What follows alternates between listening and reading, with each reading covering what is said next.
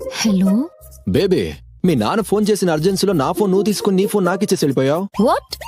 సర్లే వదిలే, పొద్దున ఎక్స్చేంజ్ చేసుకుందాం. పొద్దున్న ఊరు నుండి పిన్ని బాబాయ్ కజిన్స్ అందరూ కాల్ చేస్తుంటారు.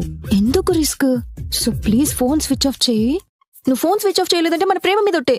నా ఫోన్ కూడా అంతే, బామ్మ పెద్దనాన్న చిన్నాన్న అందరూ ఫోన్ చేస్తుంటారు. నువ్వు కూడా స్విచ్ ఆఫ్ చెయ్యే. నా మంచి బాబు. Bye baby. బాయ్.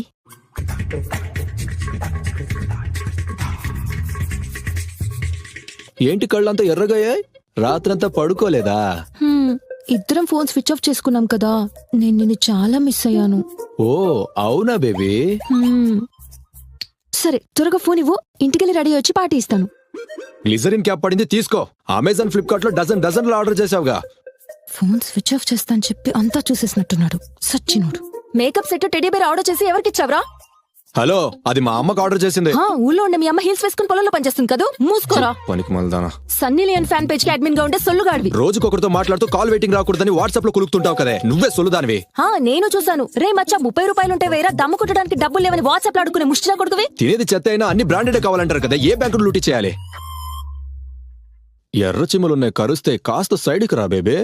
బాబు, నేను బురదలో పడ్డాను, నువ్వు బురదలో పడ్డావు.